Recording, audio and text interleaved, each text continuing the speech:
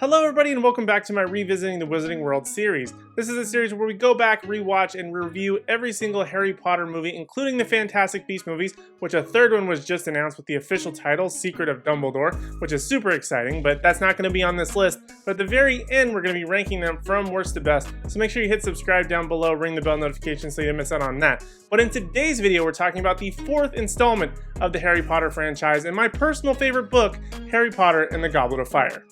Harry Potter finds himself competing in a dangerous tournament between rival schools of magic, but he's also distracted by recurring nightmares of an evil returning. And as I mentioned before, this has been my favorite of all the Harry Potter books. It has exactly what I love in it, which as I mentioned just last week, was time travel and puzzles and games. Last time was time travel, this time it's puzzles and games, and I absolutely loved it. So I was 100% looking forward to this movie when it came out, and I had a great time, but I was also pretty disappointed with what I saw. Now I did recently reread the book as well, specifically the illustrated version, and I soon realized how despite missing some various details in translation, the previous three films were in fact pretty accurate to their source material. Goblet of Fire, however, misses the mark in quite a few areas. In previous films, things were omitted due to time, such as Peeves, but this film completely removes several key characters that drive this to be a more interesting, complex story that builds out the Wizarding World beyond Hogwarts. The exclusion of key characters like Winky and Ludo Bagman completely change the context of the story, as well as major moments, and are quickly glossed over and never explained again. And also in true J.K. Rowling fashion, character appearances are nothing as they should be, like with Victor Crumb. Certain elements are completely wrong, such as with Portkeys, and they completely remove an entire section of the maze in the final task involving the Sphinx. And to be honest, I think I'm hardest on this movie because it is in fact my favorite book, but it's also probably the biggest departure, like I mentioned, of any of the films, even some of the later ones. But for the most part, this one just completely changes a lot of those key elements, and I could probably nitpick all day, but I don't want to bother you with all that stuff, so let's try and focus on some of the positives. We of course got a new director with Goblet of Fire in Mike Newell, who directed a range of films including 4 Weddings at a Funeral and Traffic. He did a fair job, but I feel like he very much piggybacked as best he could off of the previous film and was kind of just like a guest director on a TV show, where they come in but it's already a well-oiled enough machine as they don't really need a director, but someone just needs to put their name on the chair and they get to sit and kind of put their own creative spin on it, even though it's really no creative spin at all. You get what I'm talking about. The cast as usual was pretty solid for the most part, and of course, what is any other entry into the Harry Potter series without a new Defense Against the Dark Arts teacher? And this year we get Mad-Eye Moody, played by Brendan Gleeson.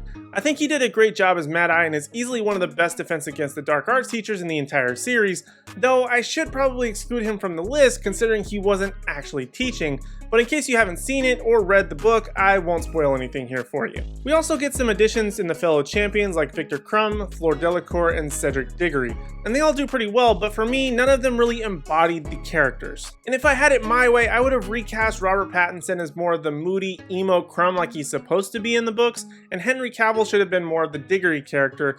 I said what I said. And of course we can't talk about this movie without mentioning the Triwizard Tournament. I absolutely love this book and story just for this aspect alone. It's literally a tournament of games, albeit dangerous ones, including dragons, merpeople, and of course, the Yule Ball. The CG for this movie, however, was top notch, and I have very little complaints about it despite previous entries and how I complained about them before. Goblet of Fire looks absolutely amazing, and I finally feel like the technology finally caught up to the ambitious storytelling that this series required. Overall, Harry Potter and the Goblet of Fire is not the worst Wizarding World movie. I think I'm so harsh on it because it is my favorite book, but to its credit, it jammed a lot of new things we had not yet seen and combined it in the best way possible that it could in a near 2.5-hour runtime. And to be honest, I really wanted to put this movie a lot higher on my list. I absolutely love the stories. I've said like 3 times in this video in the last like 5 minutes, but I still really love it even despite its flaws. Do I think it's the best or the worst?